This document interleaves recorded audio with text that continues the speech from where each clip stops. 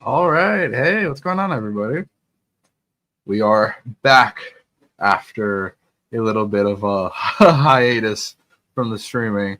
Had to take a little bit of a break after the election to regroup. But I'm here now and I'm excited to be talking to you guys. We just hit 20,000 subscribers, which is absolutely insane. Absolutely insane.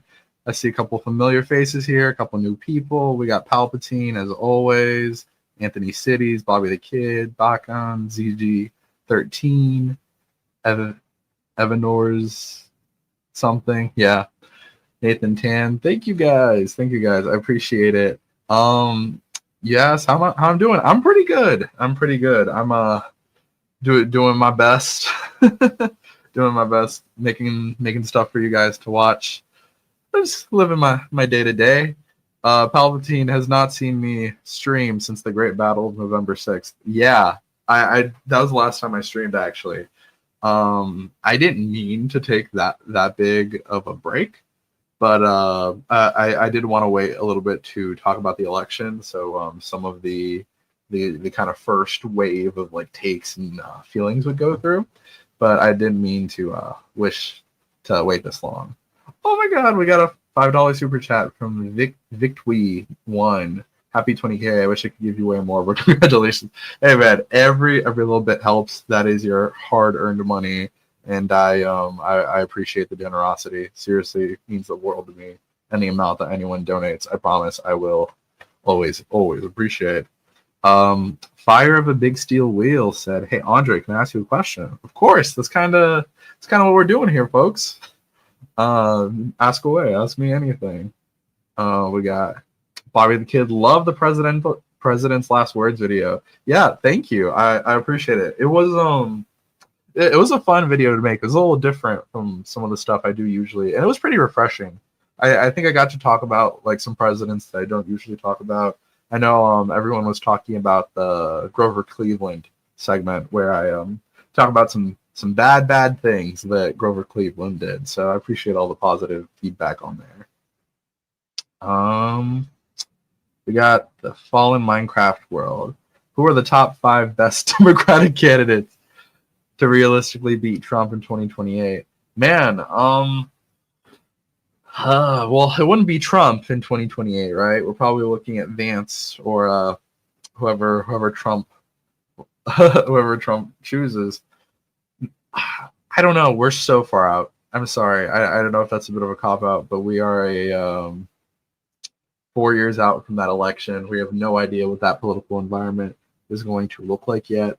I think that there's like some interesting candidates like that we're aware of already. Obviously, you're probably going to get the likes of like a Josh Shapiro, Gavin Newsom, Gretchen Whitmer, those kind of people. But I don't know. Maybe it could be someone that we don't even know. Like Obama kind of came out of nowhere. So Nixon video is truly fascinating. Thank you. I appreciate that. The Nixon video was one that I've been meaning to do for a really long time. I've done well, I do a couple different type of presidential character studies, right? Like you can have something like the Nixon video, and I have a very similar one for Lyndon Johnson, where I just focus primarily on their upbringing, how their upbringing shaped them, and I don't really go into their later life. I do something different with I did something different with my FDR video, for example, where it was primarily focused on his battle with polio and how that shaped him. So it's not necessarily like a childhood angle, but I think that coming at it with what like their formative years is always really interesting, and I got more of those coming down the pipeline. Am I planning to do any analysis / give thoughts of the recent election? Yeah, I mean, it's funny you say that. I don't know if we got any head in the office viewers in the chat today, but they're a great podcast from the left wing viewpoint, and I had them here on a stream a couple months ago, a little bit before the election, and they were great to talk to. They're really nice guys. They do a great show, and they actually had me on their show last week, and I believe that's going to be published this Friday. So if you want a little more analysis and my thoughts on the election, you could probably see them there. But I do plan on doing. I'm like in the early stages of writing a video right now that looks a bit at like how we got here, basically how we got to this kind of like Trump realignment or de-alignment that we're at. So there's some interesting stuff there. I feel an urging to talk about politics. Hey, you guys bring it out of me. You guys are the ones that are asking. But yeah, I'm always talking about politics. I could just blame it on you. Pretty confident predicting Josh Shapiro will be the Dem candidate in 28 and will win. Yeah, I mean, Josh Shapiro is probably one of the stronger candidates, right? I think he doesn't have that sort of like stench of like loser from the 2024 election. I think that Democrats might want to go with someone who can pretty solidly win at least one swing state, right? I think that Josh Shapiro, I mean, he's got that Obama impression, but he's like a fairly good speaker. He's a pretty effective politician. They like him in Pennsylvania. So, yeah, he's probably a pretty good candidate. I don't know if I'd be comfortable saying it's definitely going to be him this far out, but he's like top five, maybe top three. Donut Driver, are you anxious about the possibility of Robert Caro dying before book 5 is finished? He's almost 90 after all. It doesn't seem like the book's about to be released. Man, yeah, I mean, it's a little morbid, right? Because we are just talking about a human being and his death. I just feel like, man, I hope he finishes the book. You know, honestly, I think that the work that Robert Caro has done has been so valuable and so insightful on the lesser covered parts of Lyndon Johnson's life. While the later years of Lyndon Johnson's presidency are definitely worth examining, and I would love to have Robert Caro cover them, they are also the years that have been the most talked about by other historians and other biographers. So I guess, like, if Robert Caro doesn't finish it, you know, I hope he works on his own time. I know he'll be ready when he's ready. Like, as much as I would love to read it, I think we'll be okay, you know, if we don't get to read that book. Gee, I can't find any info on Grover Cleveland's assault on his wiki page. This is truly some terrible stuff on his record. Yeah, you you're not gonna find it on there because it's probably moderated by some people that like Grover Cleveland a good bit more, you know, which is kind of unfortunate. That's just the caveat about Wikipedia, right? Anyone can edit it. I think that, man, well, because I came across it in a book that isn't necessarily the most credible book originally. It's a book called Sex with the Presidents that kind of just goes through a history of presidential affairs, and they get some things wrong. They get there's some perspectives in that book that I think are pretty questionable, especially when it comes to Thomas Jefferson's relationship with Sally Hemings. But I learned about it in that book for the first time, and after that I looked further into it, and I was like, oh no, this is legit. This is a credible story, and actually, I would go as far as to say it is a probable story. As I said in the video, I personally believe it, but it's not something you hear talked about. I mean, Grover Cleveland just isn't a very discussed president for the most part, but it's truly horrific stuff. Anthony Cities. I would not agree personally that Harris or Newsom's are best. I don't think we should run Harris again. Like, I absolutely don't think we should run Harris again. And I don't think we should run Gavin Newsom. One, just because I don't think we should run like a West Coast, East Coast liberal. Honestly, like, that's just probably not going to be the best thing optics wise. I know people have been saying Midwest, probably the future of the Democratic Party. I think that's probably a solid bet. I think that Newsom goes in with a lot of the same weaknesses demographically or not demographically, but regionally that Harris had. I think he's got the sort of like, a lot of people would disapprove of his handling of homelessness in California, and I feel like that's going to be constant messaging on that. He's a better politician than Harris is and more talented, certainly, but I don't see it being him. Will Faccaroni, I know you like audio interviews for research. There was a senator in the 1950s named Kenneth Keating who interviews Vice President Nixon twice and J. Edgar Hoover, available on C-SPAN. I did not know about that. That's really cool. I'm going to have to check that out. Thank you. Which of the Trump appointees am I most afraid of getting confirmed? Man, I don't know. I think Gates got knocked out of there pretty quick.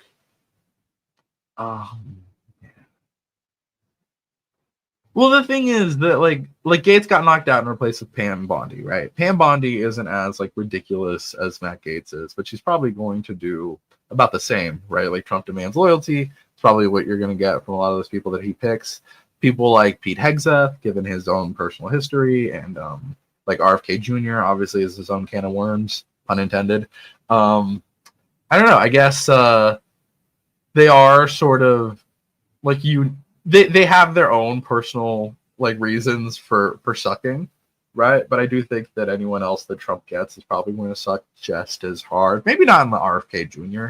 scenario, but I feel like most of them are going to be pretty bad, even if they're not as like flagrantly bad as like a Matt Gaetz or a Pete Hegseth, you know. Let's see.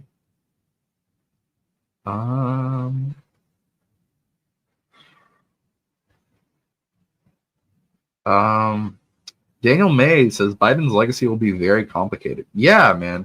I agree. I think that Joe Biden did a lot of things right. I'm big fan of like Big Build Back Better, Inflation Reduction Act, CHIPS Act. I think those are really, really good policies.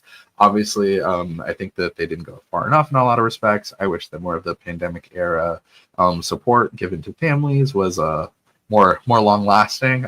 I think if they were still around now, Democrats would probably be in a much better situation. Obviously, a huge failure of the Biden presidency is messaging. Biden is just a sort of ineffective messenger. He was never able to tell the American people an effective story. He was never able to make them feel that he was fighting for them in their everyday lives. That goes without saying, like atrocious foreign policy in Gaza, you know, like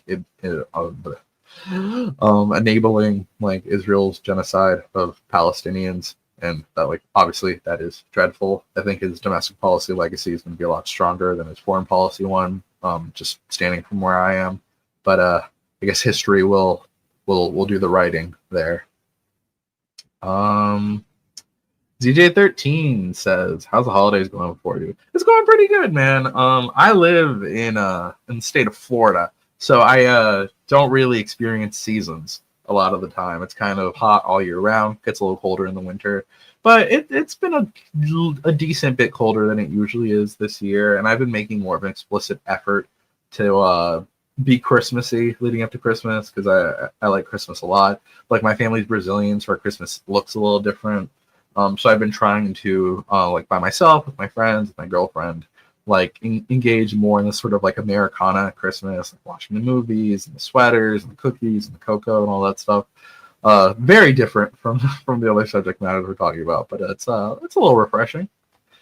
You know, I completely forgot about Kash Patel. Kash Patel is pretty bad.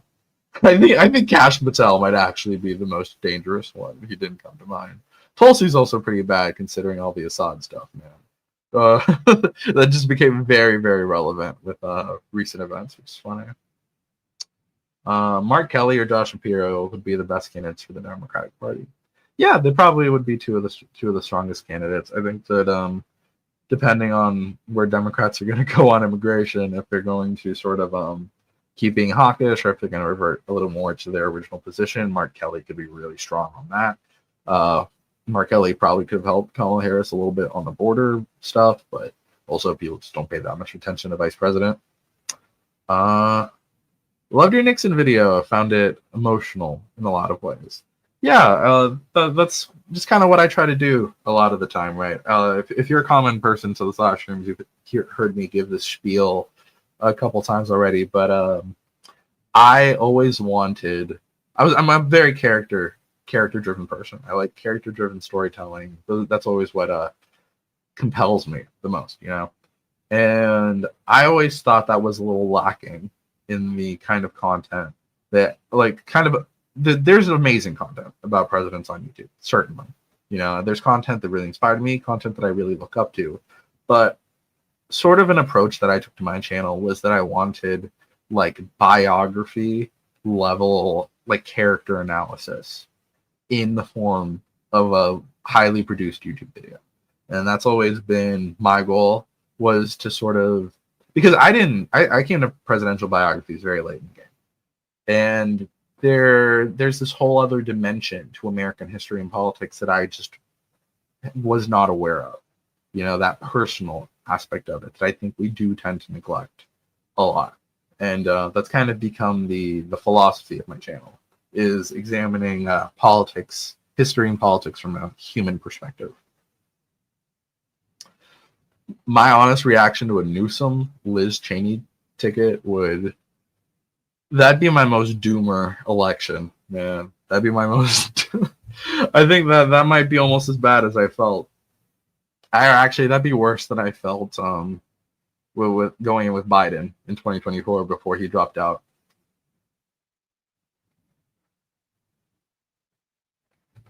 Any similarities between Trump Vance ticket and Nixon Agnew? I agree with Fire of a Big Steel Wheels comment, where he said Vance reminds me more of Nixon. Vance is very, very Nixonian. I actually think that this is something that came up in my Head in the Office podcast that I did, was that I think my Richard Nixon video is probably kind of useful to understanding JD Vance. I think it, I needed to learn a little bit more about JD Vance myself. I've been meaning to read Hillbilly Elegy, but I definitely think there's common ground there. That sort of politics of resentment, right? Even their own personal backgrounds, from what I know about JD Vance, sounds very similar to Nixon. Completely too soon. 2028 election prediction: Wes Moore versus Tulsi Gabbard. Man, I wish Akai was here. Akai would be congratulating you, Will, because he loves Wes Moore. He really thinks Wes Moore is going to be president at some point. I don't know if Tulsi Gabbard rises up that quick to be the Republican nominee. I was going to say I'd be surprised if they trust someone that was a Democratic congresswoman, but I guess Trump was a Democrat not that long before he ran for president. I don't know. I have a hard time seeing Tulsi. Maybe Wes Moore. Wes Moore's talented. Chief Palpatine says we should not run Tim Walz again.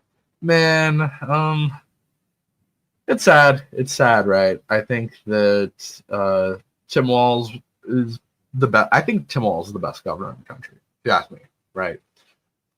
I think that he was good as an attack dog initially, and then they kind of put him on the leash, right? I think that he kind of fell apart in the JD Vance debate, which sucked. I was genuinely surprised by how rough of a time he had there. That was just not a good debate for Tim Walz at all. And I think he has the image of a loser now, unfortunately. I have a hard time seeing that go away from him. So as much as I like Tim Walz, I don't think he's really the future. Exactly the fallen Minecraft world. Midwest will reject Newsom as a California native. Let's see. I'm gonna scroll down a little bit just because I'm pretty far behind in comments. She made an excellent point. Biden failed in his most important promise, preventing Trump from coming back. 100%. Biden's entire fight for the soul of our nation thing just completely fell flat on its face, right? I think that Joe Biden promised a return to normalcy. That's how he was elected. If you've seen my last politician video, you know that I'm a big believer in that. I think that he underestimated how difficult it would be to get back to normal following COVID. And I think that sort of promise that got him elected was one that he could never really fundamentally deliver on. I think that, I don't know, Biden kind of went from framing himself as just passing the torch and I'm going to be normal and I'm going to make things pre-2016. I'm going to make it 2015 again. I think that he just couldn't do that. We're just in a chaotic moment, or at least what feels like a chaotic moment, and Trump was able to get elected on making it 2019 again. So that is a lesson on the kind of thing that makes you get elected versus what you can actually deliver on. Do you find Biden's pardons of clemency? Do you find some of Biden's pardons or clemency pardons concerning with that judge? Yeah, that judge, that's just crazy. That's just crazy. I don't know what happened there. I don't know if they just handed Joe Biden the thing and he was like, okay, I'm gonna sign this. Every president uses the pardon power in concerning ways. I think that they all kind of use it for personal reasons, like Jimmy Carter, Did Jimmy Carter pardon Billy? No, I don't think Jimmy Carter pardoned Billy Carter. He might have. I'm not entirely sure. I know Bill Clinton definitely pardoned Roger Clinton. Donald Trump pardoned his daughter's father-in-law. You know who's going to serve as ambassador to France now. So unfortunately, that is just kind of part of the American political system. We just give the president that strange power. Yeah, there's some concerning ones. I don't like the pardon of Hunter Biden was one of the most sweeping pardons in American history, right? That's it's a little funnier. Oh my god, I really don't want to say your name wrong. Cowlin McGuire, absolutely love your videos, man. Congratulations from Ireland. Thank you. I appreciate it. It's so weird to think about people in other countries watching the content. See, this is the problem. I fall so behind, man. I don't know what I did that was based. I don't know what based take I had like 8 minutes ago. Speaking on Biden's legacy, there's one positive. Kamala losing has on it. Had she won, she would have been viewed as a backdrop for the first. Yeah, I mean, but I feel like now Biden's just going to be the guy between Trump, right? That's all it is. That's all he's going to be to a lot of people. Oh, Fire of a Big Steel Will said the Palestinian take. God, that feels like an eternity ago that I said that. I mean, I don't think it's particularly controversial to say that among this audience here. Other corners of YouTube probably wouldn't like it, but that's just what the objective facts of the situation are, based off all the information that I've seen. Let's figure out, where was I? I already did that one. Tanman M said, "What president do you feel is underrated?" Ooh, what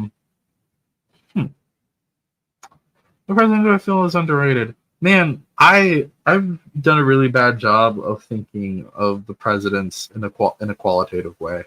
I think that I've been looking at them so much as characters that I can kind of overlook a lot of like their accomplishments. I've been so invested in the personal aspect of it. I think that I'm surprised James Polk isn't mentioned a lot more, right? I think he's one of the most consequential presidents in American history. It's funny because Mount Rushmore is supposed to be presidents who contributed to like the territory of the United States, right? Like you got Abraham Lincoln, who stopped the country from collapsing in on itself in Civil War. You got Theodore Roosevelt, Thomas Jefferson, George Washington, but you don't have James K. Polk, who expanded the United States, took a lot of Mexican territory. I think that he's a very important president that we just don't talk about very much. And I know I got a lot of requests to talk about him on the channel, which I haven't done yet. I'm going to try to answer the next couple questions pretty quickly. Andre, what are your thoughts on the fall of Assad? Very light question here. I think it was a horrible dictator, but I don't trust HTS since they were originally Al-Qaeda. Might attack religious and ethnic minorities. Yeah, so I'm not the most informed on this situation. I know probably as much as like you guys know here. I think that just because we got rid of something bad doesn't mean that what replaces it is necessarily better. I think there's clearly a lot of reason to be skeptical. I think that they're going to still do a lot of bad things, no matter how they're posturing themselves right now. Maybe we could be pleasantly surprised, but I don't know. I just don't see it happening. Do you plan to make more videos talking about Brazilian politics? Abraços do Brasil. Yes, I would love to talk more about Brazilian politics. It's been on my list for a long time to make a video about Getúlio Vargas. I think that's like one of the videos that I most need to get to. But it depends on when I get around to reading a book about him or when the inspiration strikes. Do you look up to Mr. Beat or the Cynical Historian? Of course I look up to those guys. Those are both like great creators. I've had the pleasure of knowing Mr. Beat a little bit. I've talked to him here on the channel before. Super great guy. He's been super kind about my videos, super kind about helping me out and giving me advice, and he's someone that I watched for a really long time. I haven't gotten to talk to the Cynical Historian yet, but he's another creator that I really, really admire. I've been watching him for years as well. And his level of research, like the depth of his conversation, like he is a proper historian in a way that I find extremely intimidating. But super hardworking guys. They're great creators, and I probably would not be where I am without them.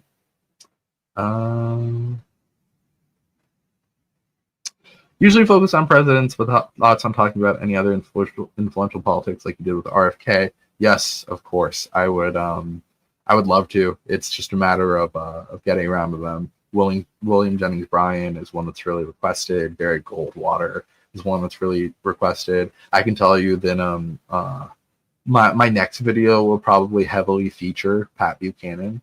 So that's something to look out for. But of course, yeah. Fire of the Big Steel Wheel said Nixon family was originally from Ohio before moving to California. Yeah, he talks a lot about his dad being born in Ohio. If you watch interviews and speeches with Nixon.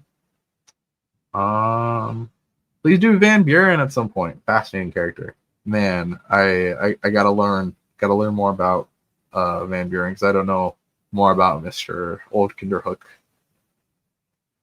President Manny with a $2 super chat. Thank you so much, man. Really appreciate that.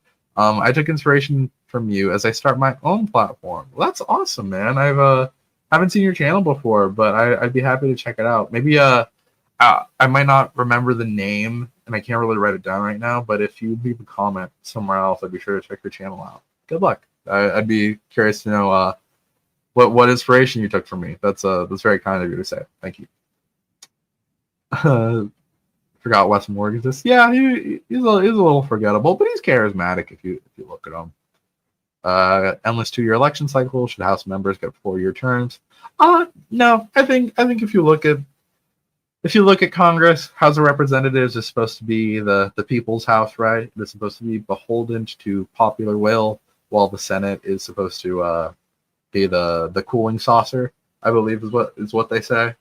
There was it LBJ that said that? Or no, it wasn't LBJ. I think it was one of the founding fathers said that about the Senate. That it was supposed to cool the fire coming in from the House. I think Tim Walz still has a chance if he tries to be prez. Man, as much as I would like to, I don't know, just don't see it happening. We're astounded by how similar the election of 2024 and 1968 were. Yes, and this is a parallel that I want to draw in my upcoming video. It's fun, right? You got obviously not a one-to-one situation. In the Vietnam War, U.S. troops were deployed. There were American boys dying there. That is significantly different on the American population compared to like the war in Israel and Gaza.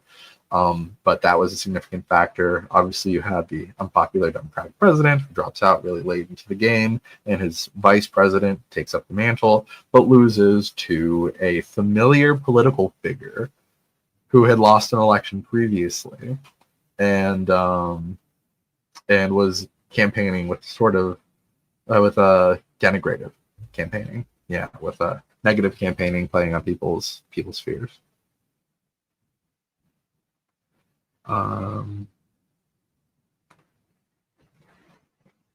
Will, your comment here, I think you're forgetting that Trump isn't going to have another term, so there's no way for him to ditch Vance.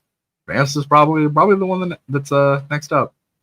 Yeah, Palpatine, I'm so surprised that Jimmy's still here, but he's still going. Hope he's okay. I hope that he's not in pain or anything. I hope that he's living out the rest of his life as well as he can. Steve Croy. See, I'm like 10 minutes behind every comment, man. Biden unironically should have pardoned Trump alongside Hunter. All his charges are getting dropped anyway. I don't know. I'd have to think more about that. I guess I haven't really thought about that situation. Would you agree that Biden pardoned his son in part due to the thought that Trump would go after him unfairly? Yeah, I think that's probably part of the consideration, but I think it would have pardoned him. He probably would have pardoned him anyway. I think that any father in that situation would pardon their son, right? I think any parent would pardon their child, if they were president of the United States and had the power to, what sort of like liberal commentators were upset about was that Biden, they sort of made like a big deal of Biden being this man of honor and he trusted the courts and due process and he wasn't going to pardon his son because that's what the court decided. Like, no, man, that's just not what are you like? Where did that come from? Why is this like the Democratic Party thing? Everyone's gonna do that. Why did they make Joe Biden out to be something that he isn't? You know, that's another big failure of this sort of era of Democratic conversation. Jimmy Carter video made me move him to my third favorite president. Oh, that's nice. Jimmy Carter is a good guy. I glad you liked the video. Thank you. I think presidential pardons should be limited, maybe like some states do and have pardon committees. I'd probably be in favor I'd probably be in favor of some form of limiting it. Honestly, it's I'm not too familiar with the pardon committees, but that sounds interesting to look into. He's already my favorite person to be president. Oh, not bad. Jimmy Carter, I think. Maybe a bit outside your wheelhouse, but would you make a video about political mis/disinformation? It's a huge part of our politics today. Yeah, honestly, I think that kind of wraps into the next video that I'm working on. It kind of covers a bit of the Trump realignment and how we got here. So I think that my next video is probably going to be a pretty long one. I'm about 1,000 words into the script, which isn't very much, but I could see it being it'll probably be at least 30 minutes. So I will probably get to this as well. There's just a huge scope to that video. It's been a little intimidating so far. Adding on to Tulsi, she was a Democrat, is why she's popular. Yeah, I mean, I think that's definitely part of it. Polk is a good article about Hegseth's camp criticism. I think the Roger Stone interview that said that explicitly. Oh, about that's funny. I didn't think about that, about Hegseth just kind of drawing all the fire. You haven't heard as much about the other nominees, particularly Kash Patel. Kash Patel, I even forgot about him. I'm like doing myself a disservice because he really is one of the crazier ones. 100% agree that Polk is underrepresented in our telling of American history. So yeah, 100%. Polk would be a great person to examine. Really, really good person to examine. Do you think anything good can come from a Trump presidency? Yeah. So I think that it can sort of make I don't know. I'm hoping that it'll make Democrats really, really regroup and be like, hey, we've lost to this guy twice, right? Like we're not as popular as we should be. I think that Trump might genuinely just like burn some shit down. You know, like I think he might genuinely show people like, okay, this is what you voted for, right? Like getting RFK Jr. as like health secretary and what actually happens when you just kind of completely distrust the establishment per se, right? Like I'm a fairly anti-establishment person, but I do think that you have to trust experts on some regards, right? And I think that when you have Trump getting in and doing that, there could be some good things, right? It could be that it does genuinely get rid of some of like the norms of our politics that are a little bit more annoying. It might sort of like get rid of a bit of the fakeness of politics, might make Democrats a bit more candid, might make Democrats a bit more hungry. You know, I guess all the things I'm talking about are sort of reactions to the Trump presidency. They're not too connected to things that Trump himself will do. But what can I say? I'm a partisan guy with opinions, as you guys know. Do I like candy? Yeah, I like candy. Ever heard of Stadia Sibilis? No, I haven't. I'm not familiar with that. Is that Portuguese? Looks like Portuguese. Mentioned a while ago you're working on a video against Doomerism. Is that still happening? Man, you got me. I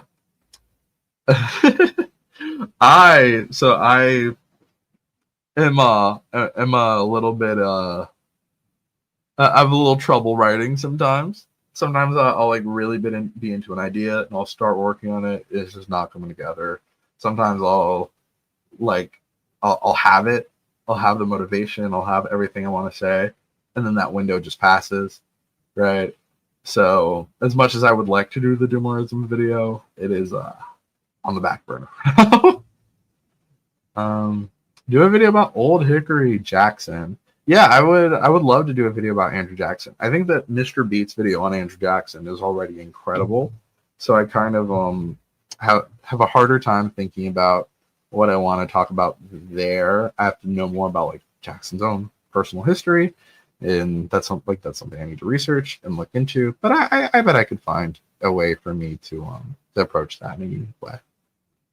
When she eventually retires or dies, a Nancy Pelosi video could be interesting. Yeah, I think that there will be an amazing book written about Nancy Pelosi in like 10 years.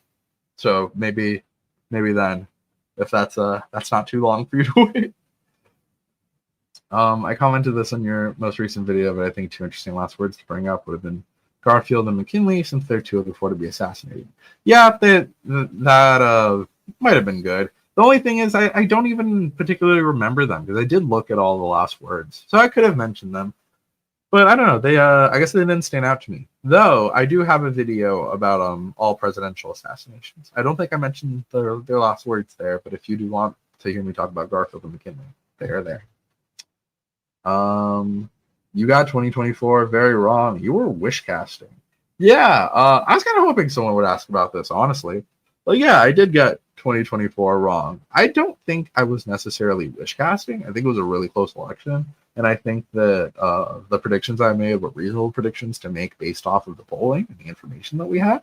I think that I completely understand why Trump won, and it's like a scenario that I could have seen coming. I think it was out of the realm of my expectations that he would win the popular vote. That did genuinely, like, really, really surprise me. But I don't think I was wish casting per se. I was definitely coping on election night. I will give you that. I was coping like crazy on election night. But that's okay. It's in the past. People get things wrong. And you know what? I made a public prediction. I got egg on my face. And if you want, you could be a public person and make a prediction too. Right? Like, I got a lot of comments as soon as the election got called of people on my electoral college prediction being like, oh, you were so wrong. Ha ha, liberal. Ha ha, liberal. And it's like, man. Like, okay, you go and make a prediction in public, and you know, it's whatever. People could be wrong. I'm fine. It's not that deep. Palpatine, Cynical Historian, is another great channel. Love when he forces himself to watch bigger review and does historical reviews of media. Yeah, his I'm forgetting what it's called, but like his reviews of how historically accurate films are, absolutely great. The one on All the Way, the LBJ movie starring Bryan Cranston, really, really good. And that's a really good movie too, if anyone hasn't seen it. If you could add an amendment, what would it be? And if you had to repeal one, which would it be? I'd probably repeal term limits on the presidency, honestly. I think that I've become more and more convinced that we probably shouldn't be limited to 2 terms with the president. That's something I could talk about a little more if you guys are interested in. But I know the more I see, the more I trust that when it comes the time, the American people will vote out their president. You know, we have swings in elections a lot, and I think that some presidents like would have benefited from having a 3rd term and could have had really productive 3rd terms. So, any right-wing creators you watch or respect, even if you don't agree with them? Yeah, definitely. I think that. So I I haven't. So in terms of like explicitly, like politically right-wing creators, I think that Sagar and Jetty's an interesting one. I have a lot of like disagreements and criticisms about the way that he talks about modern politics, though I do think that it's still a valuable perspective. Most importantly, I think his historical knowledge is insane.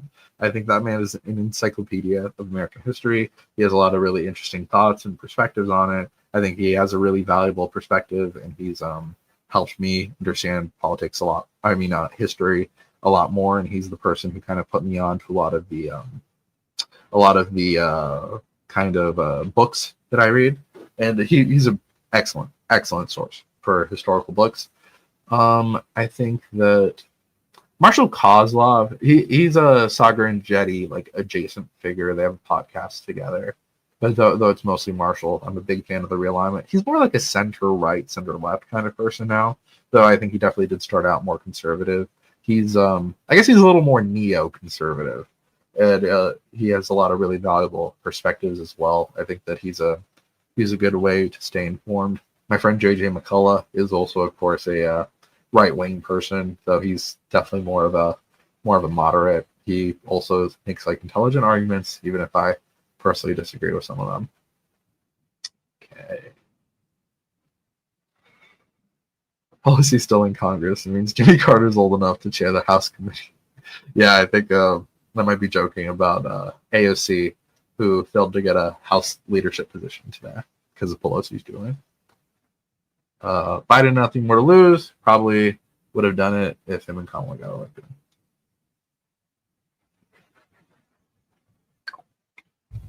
Yeah. I think let's talk about the Hunter pardon. Like, I do a better job keeping up with these quick. Not really sure how to do that.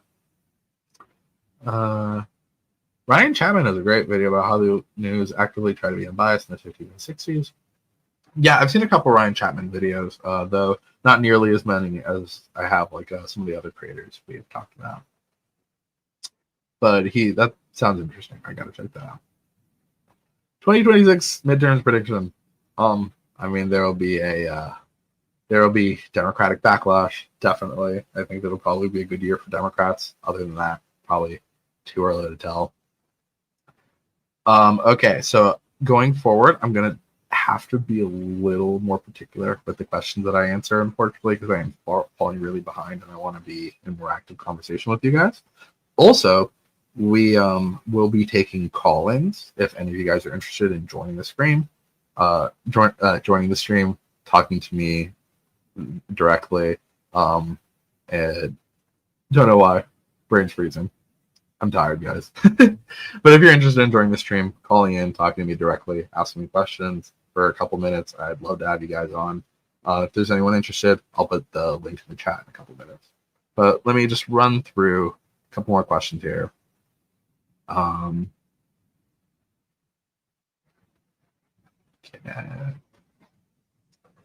Let's see. Oh, this is an interesting question. What's the best process starting out as a creator? Yeah, man. I started out as a creator about 2.5 years ago now, which is crazy to say. God. And basically what happened to me is that I had a job. I had like a fellowship that I really liked, and I had a contract for that fellowship, and the fellowship didn't get renewed. And my time with that organization came to an end. It's kind of devastating.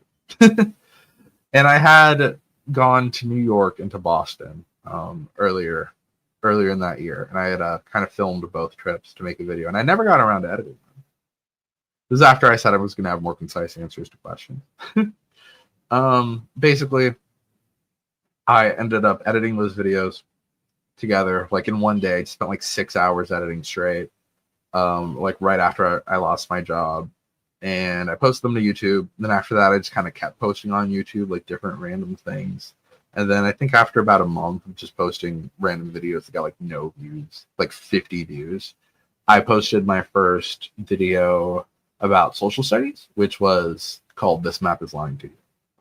And that video got like a couple hundred, and I was like, oh wow, this is different, right? Like people are actually watching these. And then very like off the bat, I was like, oh, I want to do YouTube. I'm gonna do YouTube now. I want this to be like my new thing. And I don't recommend that. I don't recommend going in immediately and being like, I want to make this a job, right? Because I think that did lead to a lot of difficulties with me.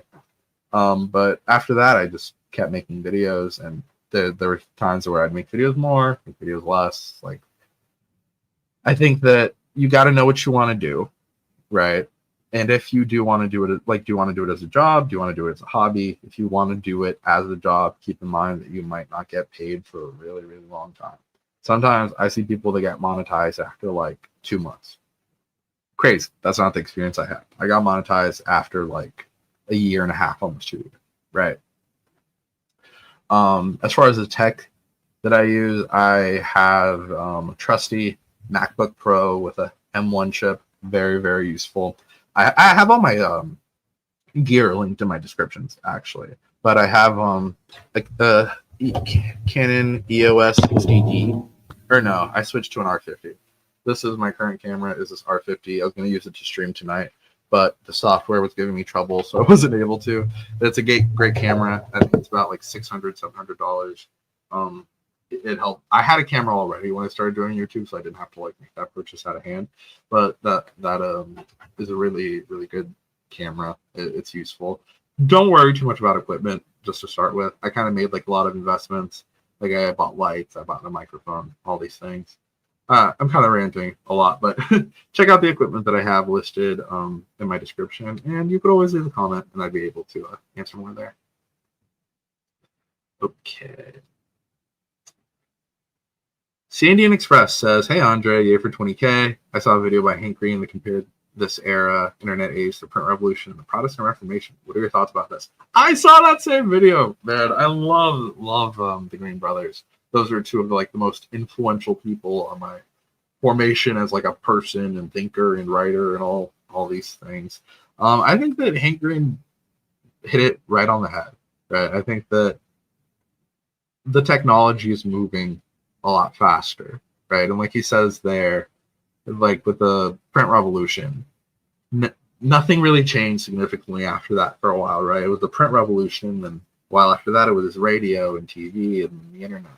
Like, think about how much faster each of those steps got than the other ones. I think that we're so not used to this platform that we have right now. And I don't think we're even going to completely settle into it before we move on to the next thing. Like, what's the next advance in communication after the internet? I can't even really conceive of that. Oh, you guys should go watch that Hank Green video. It's a really good video. Makes a lot of good points, and I think it'll make you think a lot.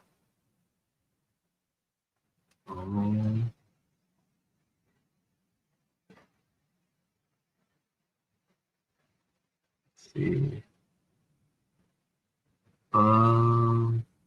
God.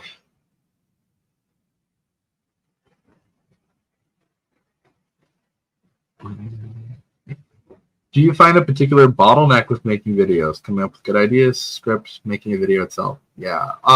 Sorry, I know I skipped a couple of questions. I might get back to them depending.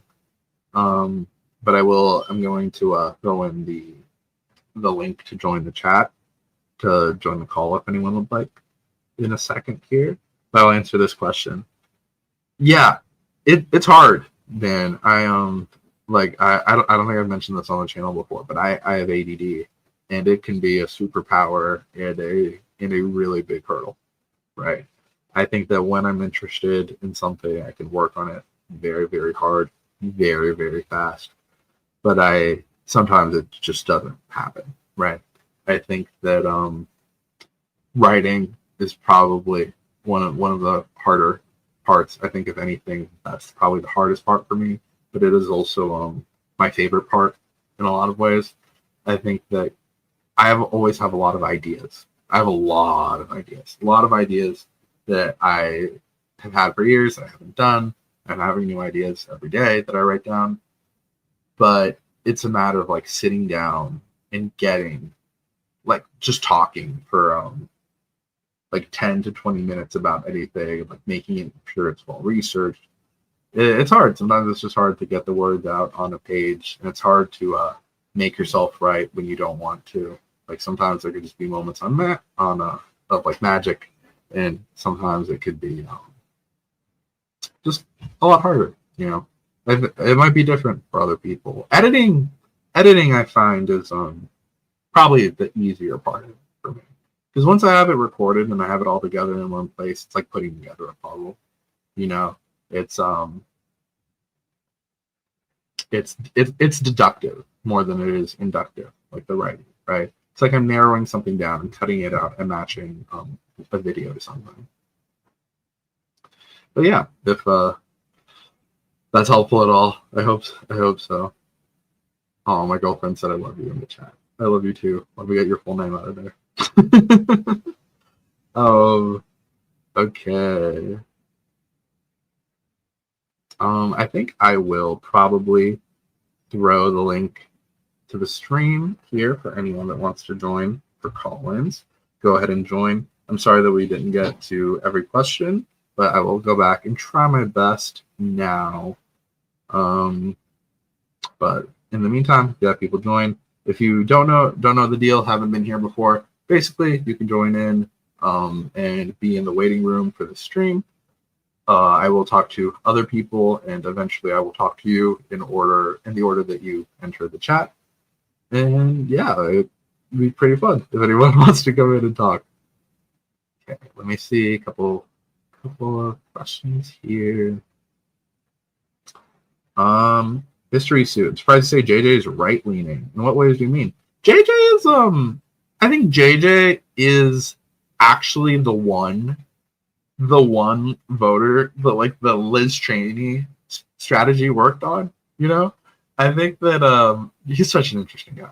I think he's really like that pro norms, pro democracy conservative that does put aside his political beliefs in favor of just like getting rid of Trump, right? Like he's that kind of conservative. But JJ's conservative. Like JJ, I think like supported the Iraq War. I think he's like fairly fond of George W. Bush, if I'm not mistaken.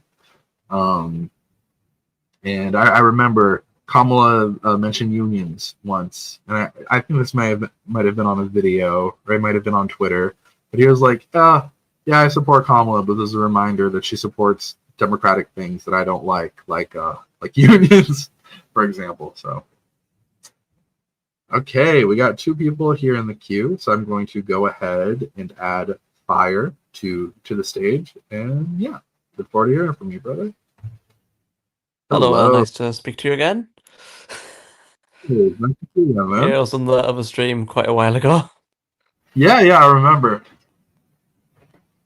Yeah, anyway, the thing I was going to ask is that I already said this in the chat, but you didn't answer it. But it's something that's like really, really worrying, but also interesting. So, I was looking at the like results, and quite a lot of like lean blue like states, and New Jersey and New Mexico and Virginia were like really, really how to say it, shockingly close. Like New Even Jersey swung Minnesota. by like what? Yeah, New Jersey and like Minnesota and Virginia swung like 7 points. Like Trump is like getting like 46% all of those states, which is like for context, Kamala Harris got 46% of the vote in Arizona, which was considered a swing state, which is kind of worrying, I can't lie. Yeah. So as far as my thoughts on that go, man, it was a really weird election. It was a really, really weird election. The entire country, like, it's pretty famous now, just the map of all the rightward shifts, right? Like that, it just felt terrible. I think that Democrats need to examine that they did a lot worse in areas that they control, right? Like New Jersey, Minnesota, New Mexico, they need to acknowledge it's not even necessarily that I think Republicans did something right. I think the Democrats are just leading really ineffectively. And it's leading to repressed turnout, and it's leading people to just try something else, right? So I think Democrats need to do some serious examination. Like, even if you look at New York City, right? Like, there was a good conservative shift in New York City, which is crazy considering how much of a conservative outmigration there's been, right? Oh yeah, like, but I think a lot of it's just like because a lot of like Latino voters and a lot of like young men turned towards Trump just because, well, from my experience of just talking to like a lot of like different people just don't like the establishment. Like a lot of people don't even like Trump. They just voted for him because he's not the deep state or the establishment as they see him. Yeah, there's the Trump Bernie voter that just feels like they're gonna fight for them. Kinda. You're gonna burn it all down, right? Yeah, the people who just like oh, well, I don't trust these politicians. I want to have somebody who's not a politician. Mm-hmm. Yeah, I mean Those types of people. that's something I was saying. I've said before about like that famous ad now. The Kamala is for they them, Trump is for you. I don't think that many people care about they them and pronouns, right? I really don't think that's a winning issue. I Yeah, think that ad kind of worked because it was like, hey, Kamala Harris cares more about these identity questions, and she doesn't really have like substantive opinions, and she like there's not that feeling with her that she is fighting for you. Like the part of yeah, that ad that is that Trump is for you. Like that ad wouldn't work against Bernie Sanders, who has very, very similar ideology with Harris on like trans rights, for example. yeah. Like, it's just like Kamala Harris is just not a great choice in like a year like this because, like, right now, 2024, we're in a year where we've had years of like really bad inflation, really bad tax hikes, like people's wages like not covering things, like. And just the simple fact of politics is that when the economy's bad, people just turn against whoever's in power at the time. like, like people just blame whoever's in power because most people don't have time to think about politics. Like, they just think like, oh man, inflation's getting bad. Maybe I'll just vote for Trump. Maybe we'll fix inflation because like Biden's already been pretty bad for the economy, so I don't really have time to look at all this politics nonsense. Like that's what the average Mm-hmm. voter, Yeah, like the average swing voter thinks. yeah, I mean, well, like I said, the onus is on to make the voter care and to make the voter listen to their Yeah. message. So I think that is a fundamental failing of Kamala Harris. And I do think a lot of that is just like the branding that she had going in. I think that she made some like Mhm. miscalculations in 2020, right? And just went really, really like out of the gate with the identity stuff. You know, like that ridiculous question, like the transgender reassignment surgeries for inmates, like the most niche question possible, like just trying to get Yeah. like there's no cases of that, right? For illegal immigrant inmates, yeah, transgender like gender reassignment surgeries for illegal immigrants in prison. That is the Yeah, like most. That is the most. Oh, that's some right oh, wing that's a podcast waiting to, that's some right wing nutter screaming into his microphone for like 3 hours on a podcast waiting to happen. no, exactly, exactly. But Kamala was like, "Yeah, I support that." So you just don't just agree to everything, right? Don't just try to get as far left as you can possibly get. Like obviously, like support trans rights. I'm like a big proponent of that. Yeah. It's like just But trying to like get as far on every cultural issue as possible. It's just not. It's not feasible. yeah, because like I've heard like a great quote about like I think it was Lincoln who said it, where sometimes you have to have a public position and a private position.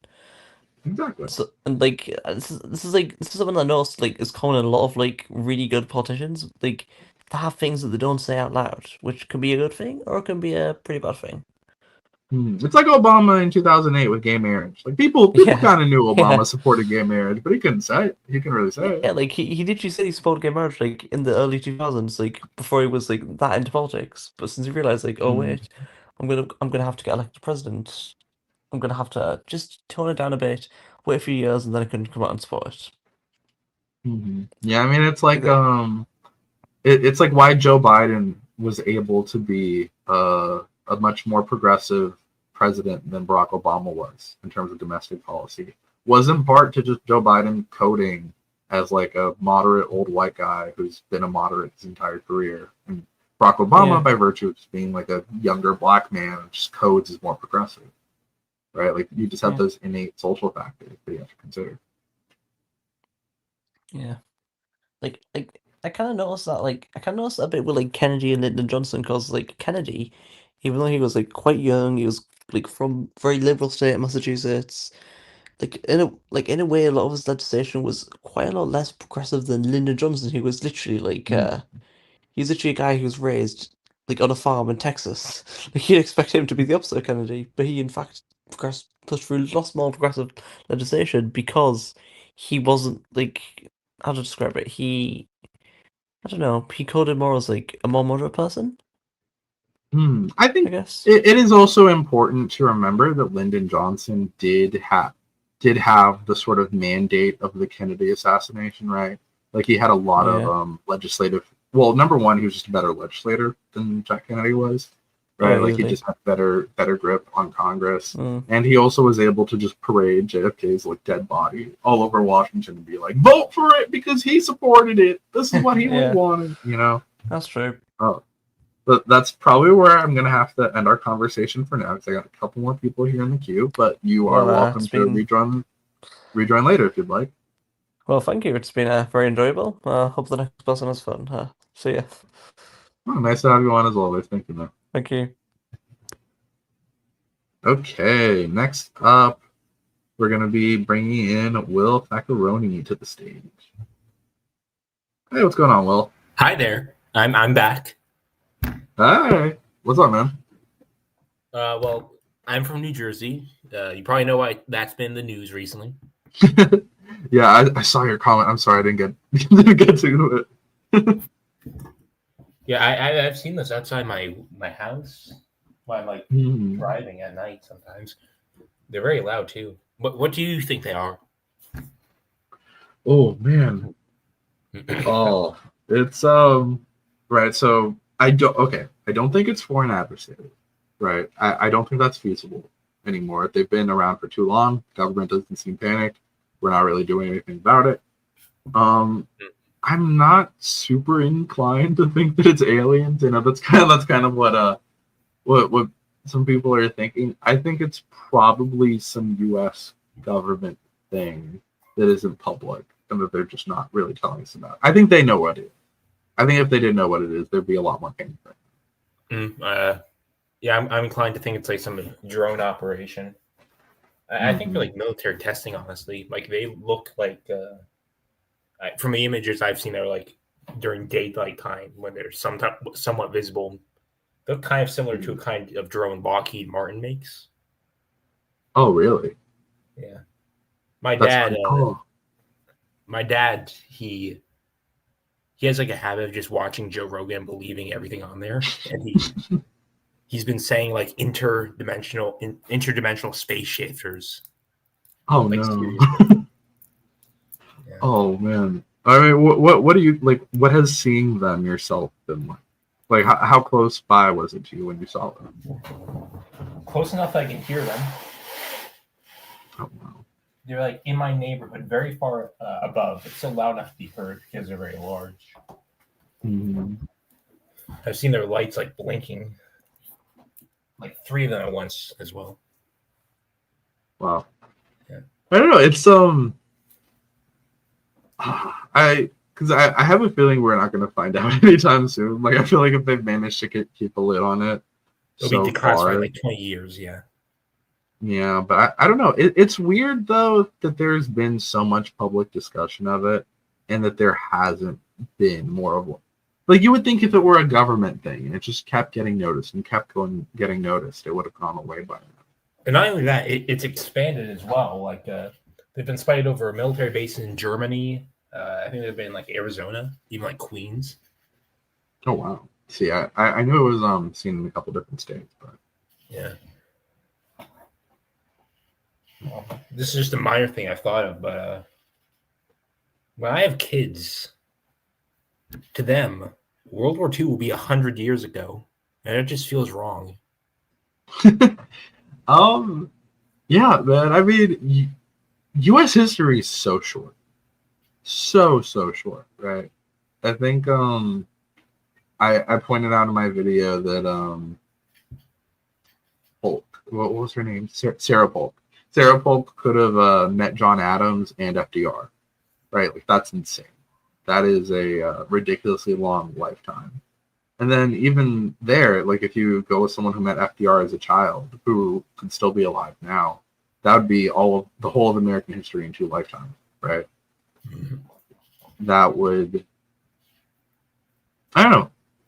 I think that World War I being 100 years ago, even from myself, who's like a relatively young person, you know, I'm 23, that feels strange also, because if you look at World War I, it feels fairly modern, right? Like it doesn't it's not the Civil War. It's not a painting. This I started thinking this when I thought about like Indiana Jones and like what my kids will think when they see that. They'll consider that being 100 years ago. Again, it just feels strange. Okay, so on Yeah, to I like was. yeah. Go ahead, continue. Oh no, I was just gonna say I was thinking of the Wizard of Oz being 100 years old, um, fairly soon too, about 25 years, Hmm. or All right, no, so not on to even like 15 years. so on to a bit of a more serious question. Okay. There's a good Bulwark article about this. It was originally talking about Heath Seth, but it transitioned into like how he was soaking up damage and criticism from other candidates. But Trump is like very dedicated on Tulsi Gabbard and RFK Jr. getting confirmed because he sees this like a legacy, like a shift in the parties. Like, do you view it that way? Um, I think that there definitely is a shift in the party, right? I think that having those former Democrats there, like Tulsi Gabbard, RFK Jr., like yeah, they're different kinds of Democrats, but I think that it's a clear realignment in a lot of ways, right? And it's a big reason why young men are going to the Republican Party. Just the sort of I guess it's a consequence of the death of monoculture, right? Like the RFK Jr., the whole thing, like don't trust vaccines, right? Like do your own research, find out for yourself. I think that a lot of sort of like self-help, self-improvement stuff that is like shown to young men especially does just kind of take you in that direction, whether it's like you might just want to be healthier, right? And you start on like a Andrew Huberman or something, but then like you're in that space, and it like not even that something like that would necessarily be bad, but it does very quickly turn into you like getting into more right wing spaces, and I'm curious as to why that is, right? And I think that's sort of part of where like that Tulsi and RFK Jr. realignment comes from, is that just like fundamental distrust of institutions, this like individual focus, like I'm on the outside, I'm going to do my own research and think of it myself. All right, so this was a while ago, but you mentioned in like one of your community posts about like the first president depicted in film. Mm. And I brought up the Teddy Bear movie. I don't think that was. I don't think that was Roosevelt in hindsight. I think it was just somebody like dressed in like a hunter type costume, which might have been caused because Roosevelt was like a hunter that wore that type of outfit very often. Mm-hmm. I went to the Charleston Museum during my vacation, and they have like this Victorian book of like ABCs, but like for occupations. And H was a hunter. Well, not Victorian, but like Edwardian, I guess. And H was hunter, and it was like a clean shaven guy wearing that Teddy Roosevelt type uniform, which I thought was interesting.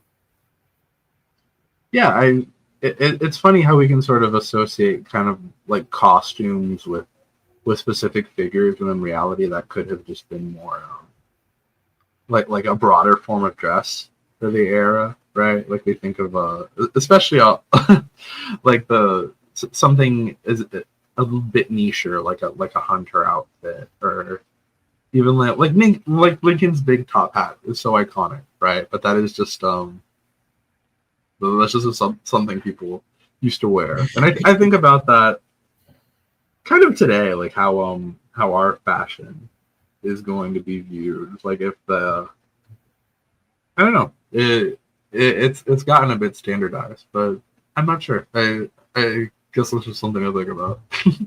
Yeah, a tech CEO could wear the same thing as like a carpenter or just like a garbage man nowadays. Mm-hmm. Yeah, that's another thing. Is people tend to dress how they want, not necessarily like according with their career. And this is something strange as well. There is a like portrayal of a sitting vice president, Teddy Roosevelt, made during the McKinley administration before any movie about president was made. Really? See, I did not know that. It was just like a short film of like somebody dressed as Teddy Roosevelt, like fake killing a bear while like a person with like a clipboard was there. What? I guess that was because like he was like a big personality in the administration. Yeah, I mean, He was the hero of San Juan, right? That was the whole mythology around him. Part of why he gets picked as vice president. And I guess that cartoon was like saying that like he was a bit phony, basically. Okay, that's interesting. But getting to that, before even a film about a president or a vice president was made, a film about a political party nominee was made in 1896, which was a recreation of McKinley getting the Republican nomination for president before the election was made, or before the election happened. I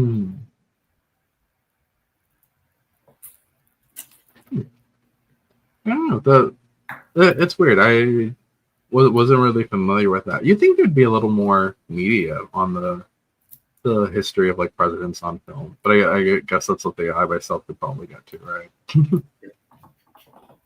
Here, I'll probably wrap it up with you for now, Will, so I can get on to the next caller. But I do appreciate you coming on. Interesting conversation, and you're welcome to rejoin the queue later if you'd like to come back. Okay. Thank you. Okay. Thanks, man. See you later. Okay, guys. Before we move on to the next person, I'm just going to go through a couple of comments here. Alec Wheeler said, "Bonjour. Can you chant our anthem? It's 1:30 a.m. here in Marizel." I'm guessing that's France. I'm sorry, my friend. I do not know your anthem, but I appreciate you watching from so far away. It's very, very kind of you. Lots of congratulations. Thank you, Benjamin Rushton. I appreciate it. Thank you. Oh, well, no, not thank you, but I'm sorry to make you feel old, Alejandro. 31 is not that old. I feel fairly old at 23, but I think that's because I'm 23 and I don't know how it is to be a little bit older. Old Stat said, "You put so much effort into these videos, barely have any recognition. I pray that you get it." Oh, man. I mean, I like to think I have a little bit of recognition. I don't know. 20,000 people feels like a lot of freaking people. That might not be as much as some other people have, but I think that I don't know. It's pretty nice. We're getting there, and I appreciate the kind word. We got a $5 super chat from J Reaction. I will get to that super chat, and then after that, we'll welcome just some dude up to the stage. Thank you, J Reaction, for the $5 super chat. Super, super generous. Appreciate it, man. Huge, huge help. He said, "Hey, Andre, my channel focuses somewhat on history, as I would definitely consider you a top 5 history channel." That's so awesome. Thank you so much. I know it is a very, very, very full environment with a lot of awesome creators, so that really does mean a lot to me. Thank you, man. Appreciate it. Okay, gonna bring just some dude up to the stage. Hey, man, what's going on? Hey, this is working? Yeah, I can hear you. What's up? All right. So one of the I put a chat in question, but I'm gonna ask you a different question. Okay.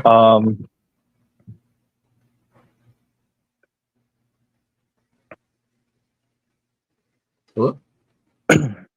So, in your opinion, what do you think might have been like the time in American history where the two parties were kind of the most similar, like the most aligned?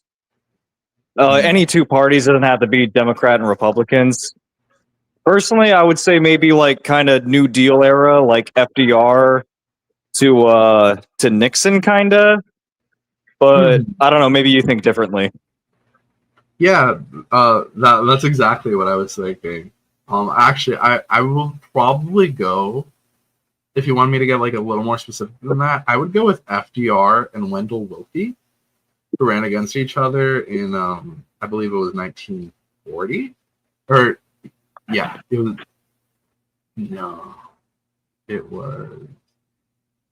1940.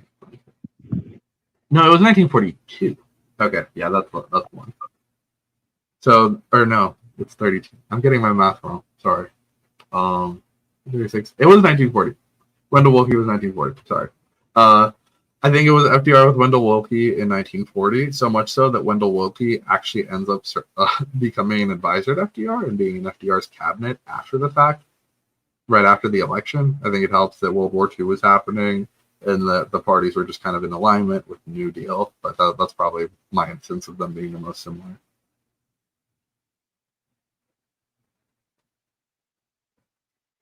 I see that you joined the queue again. Did you try to join on a different device?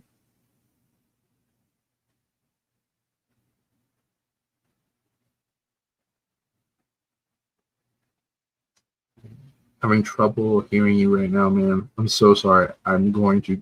Yeah, there you go. Sorry, he left the stage himself. Okay, I guess I will move on to the next person for now. You're welcome to rejoin if you would like to, my friend. Sorry about that. Mystery Sue, what's up? Howdy. Can you hear me? Hey, yes I can. What's going on? Well, first of all, I'm a huge fan of your videos. I watch a lot of kind of political videos like yours, kind of historical side of things. And you definitely have the stuff to become a really big channel. So, anyways, I wanted to get your thoughts on the recent G20 summit. And it just seemed like there was a vibe of like just not a lot of all the country leaders were just acting awkward with each other, and it just seemed like things were like there was lack of communication. Mm-hmm. Yeah, I mean, we're kind of in a weird place geopolitically, right? I think that Biden really chose to focus on foreign policy, especially in the latter half of his administration, is very much about like building up NATO, building up our international relations, our diplomacy, and I think he's been trying to bring America back into this sort of like leadership on the world stage kind of image that Trump might have taken us a little bit away from. As far as the G20 itself goes, I don't know. I think those meetings can be symbolic in a lot of ways, right?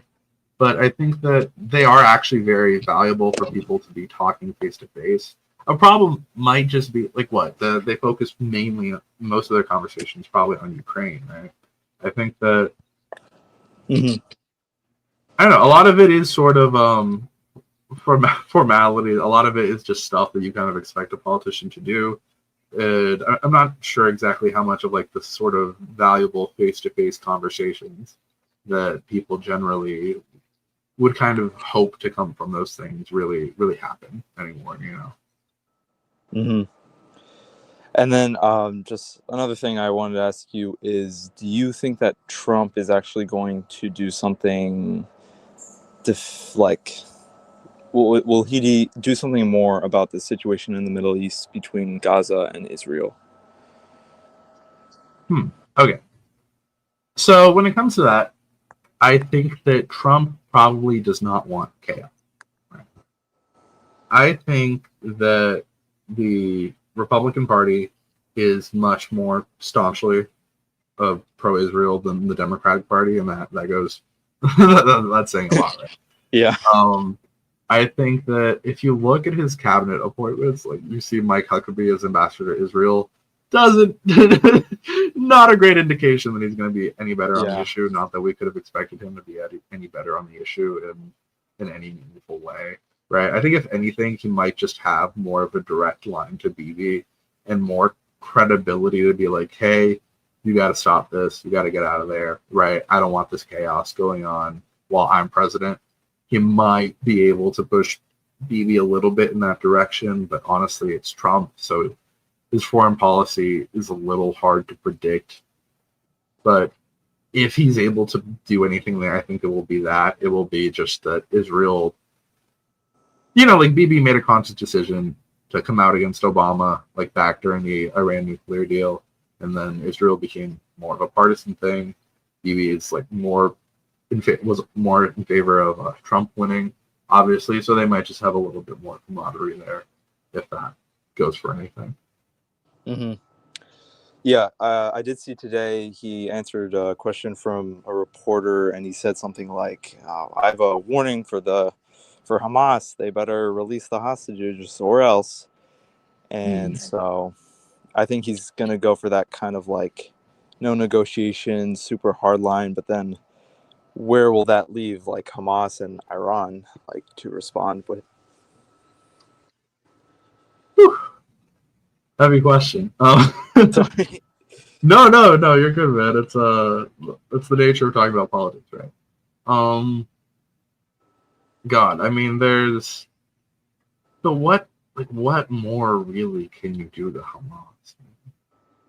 Like, oh my God, his name's escaping me right now. But the leader of Hamas is dead. You know, like he's gone. That's you took out the head of the stake. You took out the mind behind October 7th. You know, you have killed so many people. You're actively radicalizing people as you continue to kill innocent civilians. I think that obviously Israel and Iran, very bad. We do not want that. I'm glad that there has been like a de-escalation of Yemen. I hope that we see further de-escalation there in the region. I think that, I don't know, the Trump threats, they're scary. I hope that I hope that it's more posture than a genuine policy. I say that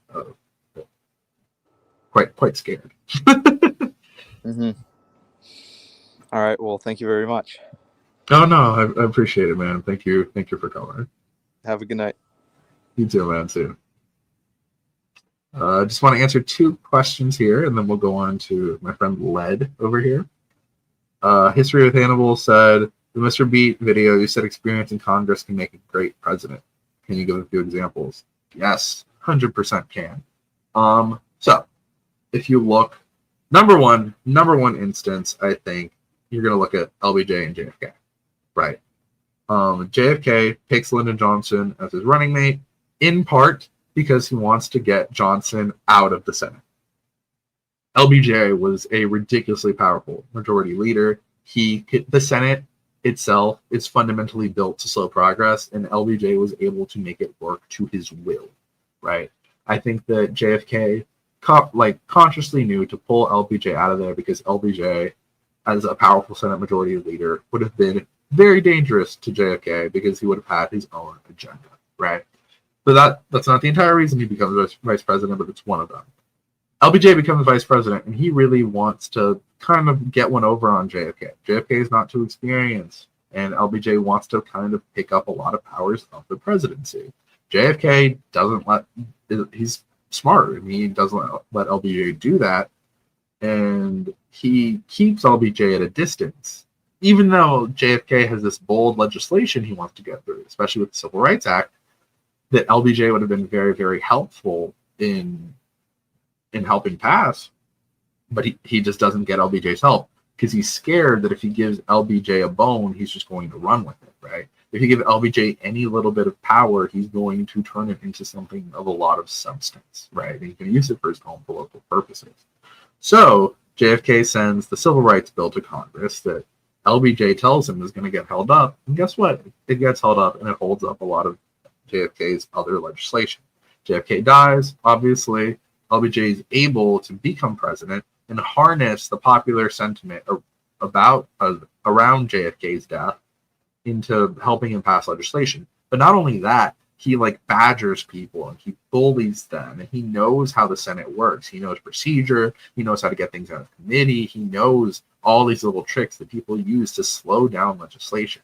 It does genuinely make a big difference. Look at Barack Obama and look at Joe Biden, even if you want a more modern example. Joe Biden was in the Senate for 40 years. Regardless of what you think of Joe Biden or not, he was able to get through effective legislation like Build Back Better, like the Inflation Reduction Act, like the CHIPS Act, more effectively because of his political experience. Barack Obama was elected to the Senate in 2004, right? He takes office in January of 2005, starts running for president in February of 2007. That's 2 years. 2 years between him being in the Senate. I don't know why there's balloons. Between him being in the Senate and him starting to run for the presidency. That's nothing. After he declares his run, he's not really a senator anymore. He's just running for president. That makes a difference. That makes a huge difference. One more comment, and then But I'll bring you on, man. Sorry about that. Sean Cray. I hope I said that right. I recognize your face. You were, I think, one of the first like YouTubers bigger than me that subscribed to me. Been watching since your JFK video. That's one of my earliest. That's like the third video I think I ever made about social studies. Congratulations on the achievement. Would you ever consider doing a video on the George W. Bush administration? Interesting era. Keep it up. Yeah, man, I would love to. Nothing's off the table. I read Bush by Gene Edward Smith a couple months back. I thought it was a great book. I should have taken notes. If I took notes as I read it, I probably would have made a Bush video at that time, but I didn't. But I would love to revisit the subject matter later on. But thank you for being here for so long. It's crazy that you've been here for that long, actually. And I hope you're doing well, man. Thank you for the comment, and thank you for just being here.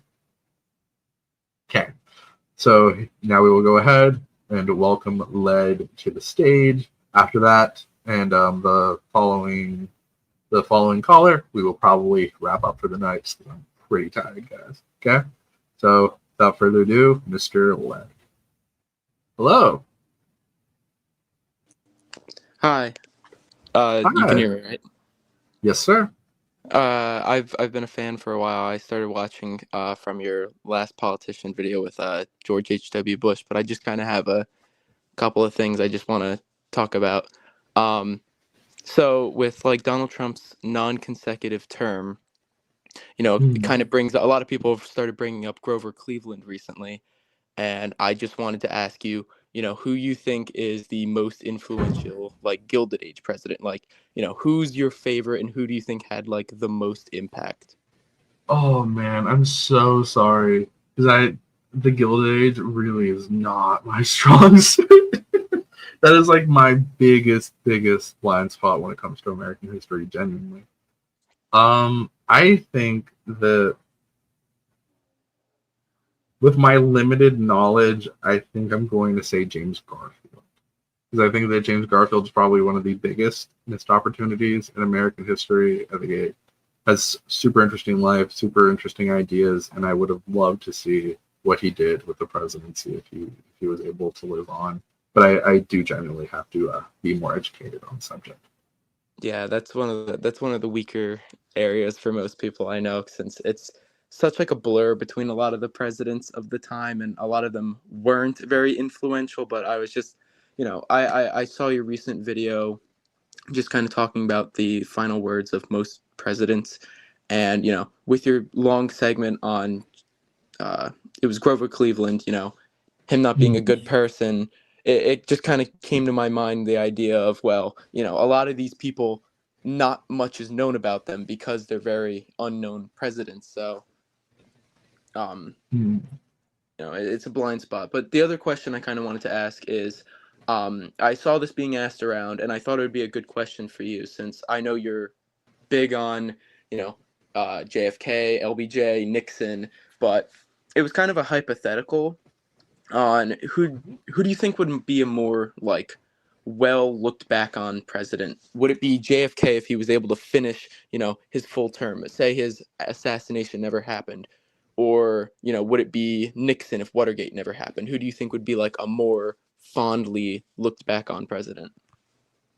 Oh man, that's fun. Okay, stay with me here. We're gonna go on a trip. I think there's so many difficult questions for the Kennedy administration to address that he just didn't get to because of what he done, right? I think that if you think about a JFK administration, it has to deal with Vietnam. It has to deal with worsening racial divides in the country. That doesn't have like the monumental civil rights legislation that Lyndon Johnson had. I genuinely think, because you got to remember, a lot of the Kennedy cabinet are the same ones that got Johnson into Vietnam, right?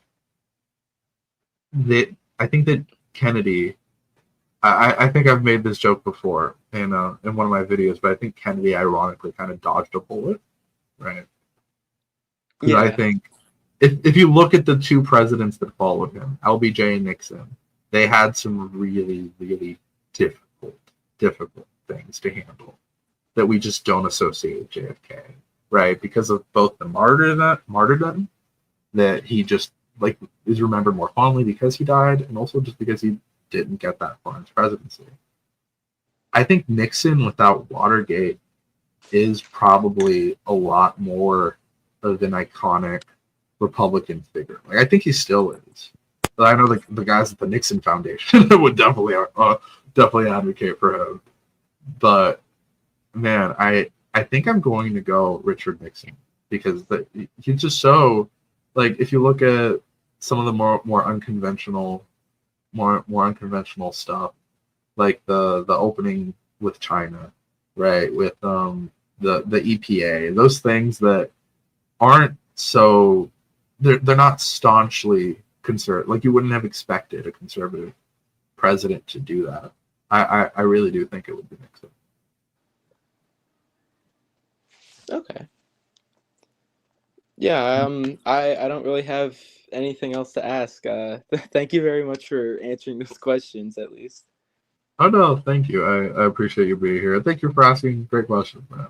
Yeah, of course. And I once again just want to congratulate you on 20,000. I mean, that's a huge milestone. So, dude, yeah. It is. Oh my god, I can't believe it. Yeah, congratulations. And I also kind of just want to mention that I really like your culture videos too. Like I know I was saying a lot about the presidents, like that's my big thing. And another thing I want to mention is you're the only person I've seen really go as in depth on presidents, in this sort of way that, it's a type of, the way you make videos is very different than anything that I've ever like come across before. Just the way that you make your videos about them. I really like you exploring, the history of Brazil too, like going on their last 5 presidents, kind of expanding beyond just American politics. Or, like I watched your Florida Dream video the other day, and I was a huge fan of that. It's things that, it's more than just the presidents, and I think those are just as good as your everything else. I'm just a huge fan of you, and I'm really happy to see you hit 20,000. Oh man, that's very sweet. That might genuinely be like the sweetest comment I've gotten about this. I appreciate that a lot. It's funny because I feel like you thank people so much for these things. I don't know how to like make it more, make it a bit more more descriptive, but just I don't know. I try really hard with a lot of the videos. I think it's even like here, like answering questions and stuff in the chat. It's kind of hard to remember that these are like human beings that are watching your stuff, right? I mean, opening to your community is a big thing. Yeah, I've been meaning to that more. I think part of me is like a bit nervous about it. Like me talking here live is very different from me just sitting in front of my camera. Very different than like a script. Yeah, like I repeat the same sentence like 5 times when I'm recording. I was worried that my question on Nixon and JFK was just I felt like I was just stuttering over it. Oh no, it's okay, dude. It's hard. I stutter a lot here. Like you'll see me just have like brain farts and all these things that I can't remember. But it's I don't know. I appreciate your kindness. Genuinely does mean a lot to me. And thank you so much for watching. You're welcome. I seriously cannot express enough. Yeah, just keep up with everything. You're one of my favorite channels, and you should be bigger. I feel you're unique compared to everything. Oh man, it's okay. It's okay. I think about like Mr. Beat. Man, Mr. Beat did this for like 8 years before he did it full time. Yeah, I started watching. Whoa. I actually found you kind of in the recommended off of his channel, just random algorithm that day. Mm-hmm. Him, JJ Callow. I know you've collab. Is that how you say it? JJ McCullough, yeah. McCullough, yeah. He's another good channel too, and you're just one of my favorites right now, and I just want to say congrats, and keep with the good work. Thank you, man. I appreciate that very much. Hope you have a good rest of your night, okay? You too. Good night. All right, stay safe. Okay, that was so nice. That was genuinely super nice. Thank you so much. Sean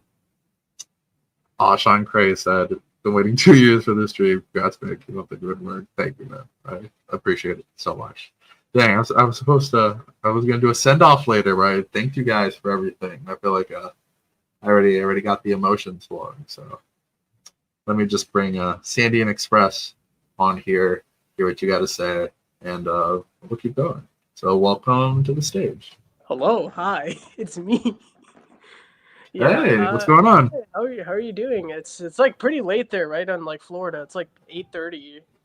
Yeah, it's 8:37 right now. Mm-hmm. Oh, oof. Yeah, like I'm in Texas, so it's like for me it's like in the Central Time Zone. So I'm sorry, I won't take too much of your time. I'm sorry. Oh no, you're good, man. Take as much time as you need. Yeah.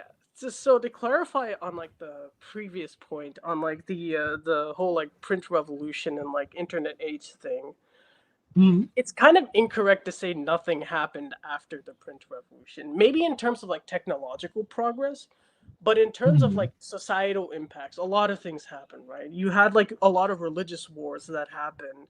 Then you had like, the 30 Years' War, which led to like the Treaty of Westphalia, which a lot of like nations use today as like a basis for international relationships or international relations. And then like you also had like the Enlightenment, because like without print you wouldn't be able to like spread the ideas of the Enlightenment throughout, and obviously that leads to the American Revolution and so on and so forth. So I kind of disagree with Hank Green in the sense that nothing happened there. I don't. Sorry. Before I get to your question, I do just want to respond to what you were saying there. I'll say, I think that it's not necessarily that nothing happened. Like, obviously, printing press had a huge effect on humanity. A lot of stuff came as a consequence of it, as you were saying. I think more so what the point was that, okay, this was the technological evolution, and now there's going to be consequences to that evolution. And that is the technological evolution that we have, right? There's going to be the fallout of it for the next however many years, and then after a while, we are naturally going to get to another progression, right? I think sort of the Hank Green point is that that's gotten faster and faster, and like we didn't finish with the fallout from the era of television before we got to like 24-hour news, before we got to the internet, and suddenly the news is in your pocket all the time, right? Yeah, I think and live just streaming like we're doing now. Exactly. So I think what you're saying is true, but I think it misframes the answer a little bit. Okay. I mean, well, I was gonna like say like in that sense I do actually agree. That's actually what I tried to preface by saying like I actually agree that he was talking it in that sense. So I was just confused about like what you were referring, or like what you were meaning by like, oh, nothing happened. Oh no, it's okay. I can misspeak. It's all right. Okay, it's fine. I do too. But I think like a good question is, do you think like the societal impacts from that video, and then also like from my knowledge too, do you think like the societal impacts from like the printing press and like the Protestant and then like the internet age are similar in the sense that there was like this populist revolution that happened, or this anti-establishment wave? Like for instance, the Protestant Reformation was basically an anti-establishment wave. We can all agree on this, right? Like that's what the video in some ways was asserting. So do you think that we're living in a similar age where we're going to see like an anti-establishment wave and people kind of polarize a lot more, or to the point where it does turn into political violence? Oh, I mean, in terms of political violence, like we already had January 6th, right? Like we already kind of crossed the threshold. I think if you look at who's the first internet age president, right? It's Barack Obama. Barack Obama gets elected large part off the backs of being the first president to really use like a website and use social media properly. That's a big change. And Obama, like, regardless of how he governed, when he's running for president, he runs on hope and change. And I'm this guy from outside Washington. I'm this young black guy. I'm something different. Like there is a certain like bit of populism to that. like obviously the populism of like a Donald Trump or a Bernie Sanders, they're very different from that. They're very different from each other also. But I do think that all of the thing, like I feel like all the things that you're mentioning are things that we're in the midst of already, right? There are like we're living in a third election where Donald Trump was the nominee consecutively, and now he's going to take back the presidency with more of a mandate than ever. This is probably the most populist moment in American history, or not in American history, but in like recent American history, right? Yeah, I agree. I think like I mean like when I go back to like again like I wanted to like always like start a YouTube channel as well. So like you're kind of like an inspiration in some sort of ways. You got to do it. I know. But like I want to. I just have like I'm college and all of that. I also have work too. But I currently have some time because I just came back from college. But that's besides the point. I think like when it comes to like I always think about like the printing press, right? And like how the Protestant Reformation in some sort of ways kind of like created this divide, right? We see like I think a battle between like elites because in the Protestant Reformation, if you remember like, you know, Henry VIII, for example, right? And like Elon Musk, they're like part of like or have you ever read Great Gatsby? Before I like preface this, like have you read Great Gatsby? I read it in high school. Same. Yeah. Like the whole conflict between like old money and new money. Mm-hmm. That's pretty much what I think is happening with even during the Protestant Reformation. You're seeing like an elite that is against the anti-establishment elite. And in this, sorry about the background noise if you're able to hear. Do you hear any background noise? Okay. Not really. Okay, all right. Just wanted to make sure. So I wanted to compare like the Protestant Reformation, or like it's basically a battle between two elites, right? You have the anti-church elites, right? Henry VIII and like all the Protestant princes in like northern Germany, against like the more pro-Habsburg and all the Catholics in like France. Well, France is kind of like a wild card because it's not as simple as that. But like Catholic versus Protestant elites. In some ways, I kind of see a similarity between like the modern age, right? You see like the old money, right? Like something like I don't know, oil, big oil, and then like I don't know what else would be an old money thing. I guess and we would consider old money or oil or like steel or something like that, right? And then like you see the newer like elites that are rebelling against this. Like you see Elon Musk being in part of Trump's cabinet, right? Yeah. Yeah, Elon Musk is basically part of this new elite that's trying to change the order of the establishment. So fundamentally, I think in that sense, we kind of see like a battle between like two elites, and that led to like a lot of like that's why like also part of the reason why polarization is so widespread is because people who have the money usually can influence a lot of things. So same with the Protestant Reformation. Those princes, when they did say, hey, I'm not Catholic anymore, I'm like Lutheran or I'm Anglican, they basically like seized a lot of like Catholic Church property because there's always been like even before this, there was always like tensions between like the church and like the the princes of like Europe. And so like in some ways this is kind of similar. Like we're in a similar moment where we see like a newer like elite that's like trying to like basically become the establishment in some sort of ways. Sorry, I didn't explain that correctly, but like I think that was really well put, and I hadn't thought about it in that way before. I think that's actually a very useful framing of it. Yeah, I mean like it's just because I find it so fascinating because like my one final question is that like are you gonna do like more like politics about like Brazil? Or I mean, not politics. I mean, political videos about Brazil, because there is an election coming up in like 2 years. Yeah, I definitely will around the election. Honestly, man, there's just there's so much time in a day, right? I was actually gonna say because I know you said you wanted to start a channel, but you don't have time. Someone in the comment section actually just said this guy is cool. Right. I was gonna say you sound very knowledgeable. You sound very like passionate about this. I think you should start your channel, man. I really do. And I'll say that because I wanted to start a channel since I was little. Right. I wanted to start like a Minecraft channel, then like a movie channel, and like a whatever. Oh my God. Right. and I just never got to it. And after I finally got to it, was like the year before, like I graduated last August from college. Yeah. And I was like, man, I wish I did more videos while I was in college because now I have a full-time job and it feels so hard to make videos.